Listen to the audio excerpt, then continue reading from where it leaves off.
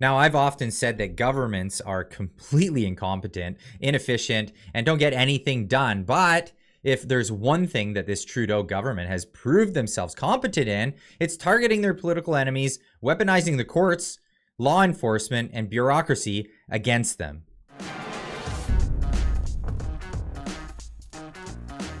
That is, of course, unless you're one of their cronies. That's right. If you're one of their cronies and you're in the pocket of the Liberals, that's right. You're going to get to keep all that money. Well, they're going to vote for you to keep all of that money. A conservative motion just passed to collect all money paid to the Arrive scam contractors who did not actually do any work.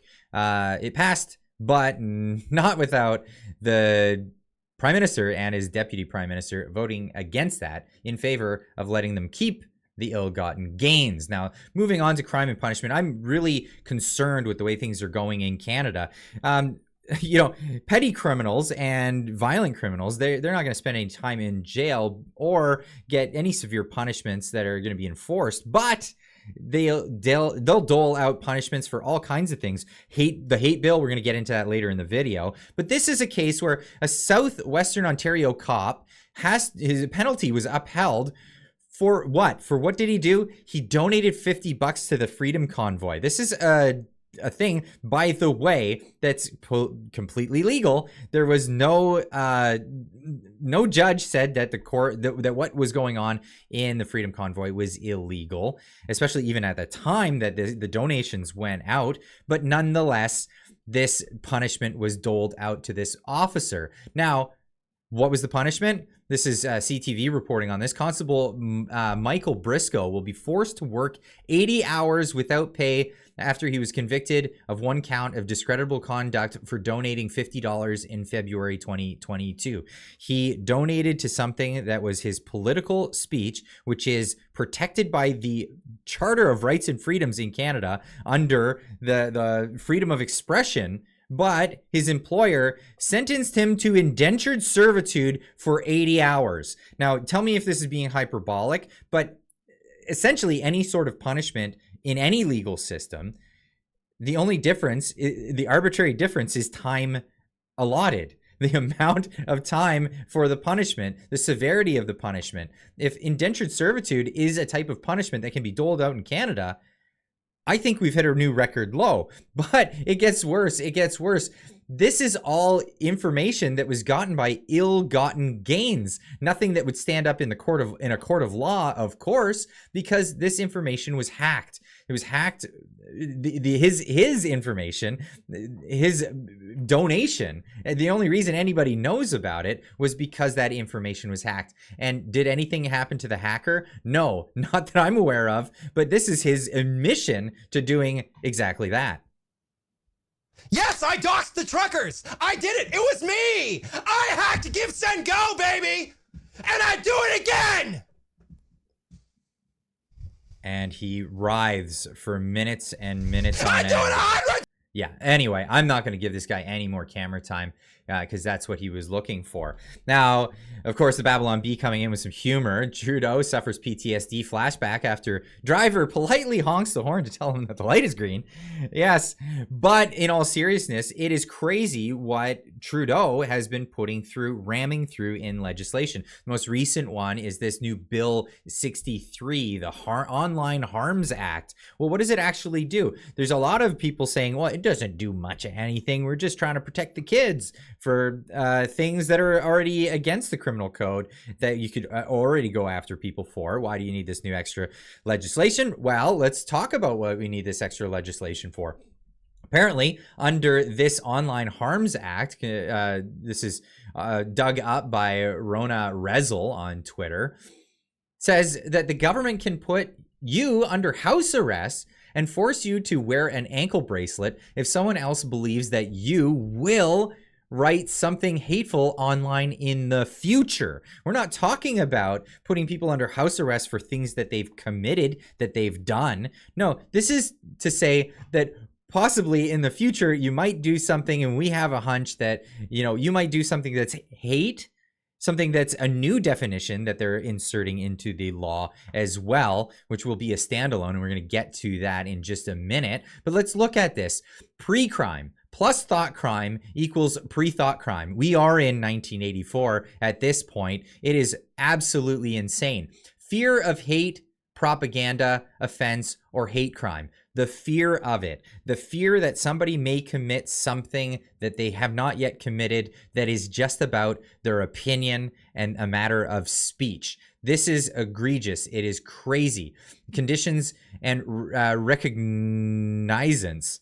That's the first time I've seen that word, but it's an illegal document, so I'll see that it's not a typo. Yes, they can remain wear an electronic monitoring device if the Attorney General makes that request. We're talking about a political figure. We're talking about a political figure. The Attorney General is able to make this request about a citizen of the country.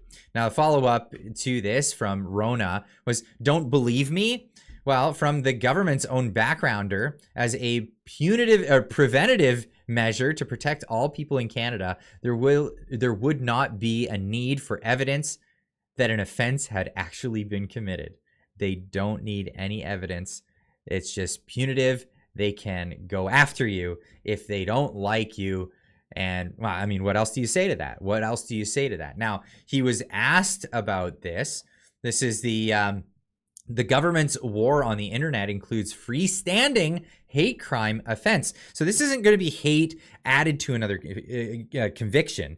Say, for example, aggravated assault with the aggravation factor being hate of some sort. No. This is going to be a freestanding offense that could lead up to life imprisonment. This is craziness. If you could just clarify, I mean, it comes with a potential penalty of life imprisonment.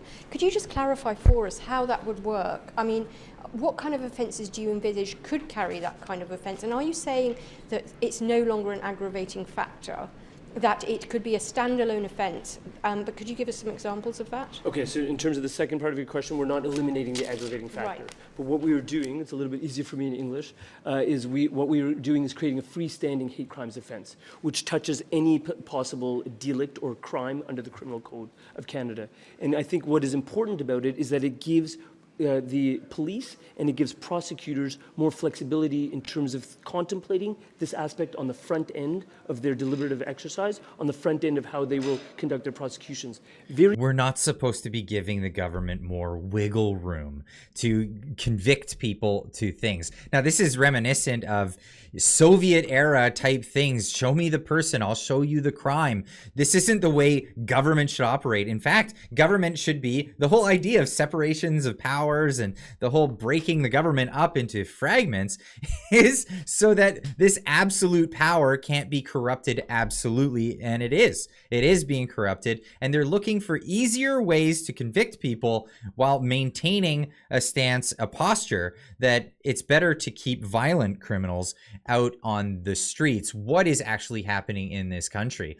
Now, Liberals' online hate bill contains $70,000 fines for free speech and life imprisonment for hate crimes. I'll leave a link in the description. You can read through this article, but it lays it out absolutely in that exact format. Go check it out. Link is in the description down below, but it gets crazier. It gets crazier. Here in my own province of British Columbia, Lauren Southern is reporting on new definitions under the courts and criminal law here. New hate crime laws as of February 16th in my native British Columbia, Canada, will now make it illegal to try to talk anyone out of gender transitioning, labeling this as conversion therapy. So I'm telling you, if your kids went to school and a teacher says, you know what, you just might be something else, and you tell your kids, no, just be happy with what you are now trying to convert somebody away from this. They're calling it conversion therapy, and it will now be considered a hate offense, punishable by, you guessed it, imprisonment. They've also added a whole new slew of other hate crimes to curb anti-Soji protests. So if you were one of the many, like I was, to go out and fight for parental rights here in British Columbia, Well, it looks like that may be a limiting factor. It is really disgusting. I'll leave a link in the description down below. She's also done a video about this, touched it in great detail. I'll leave a link to that, and I'll leave a link to the time that Lauren was on this show. And it was a great conversation that we had. Now, here it is from the Prosecution Service in British Columbia. Hate crimes are an affront to human dignity, it says.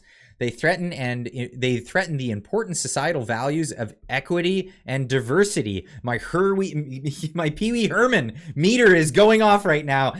You said the word diversity and equity, causing division and discord. I think that diversity and equity is the thing that's causing the division and discord in our Western society at the moment. And the sooner we get rid of that stuff, the better. Let's just get back to normal English, French, whatever language you speak, but just the normalities of it. The harm they cause, even when not accompanied by physical violence or property damage. So, not real crimes, essentially. The harm they cause, even when not accompanied by this, they can have serious, cumulative, and long-lasting impacts. These impacts affect not only the targeted individuals, other members, and targeted group, but also society as a whole. Well, at what point are we going to start looking at the damage caused by Soji itself? But I'll leave that one for you guys in the comment section down below. Let me know what you think about all of this, all of that I've been talking about. It seems that the criminal system, crime and punishment in Canada has gone for an absolute loop. We are going after political dissidents. We're going after people who are just standing up for their own rights, and we're letting out actual criminals out on the streets to wreak havoc. Leave a comment in the comment section down below. Let me know what you think, and we'll see you in the next one. Keep on trekking.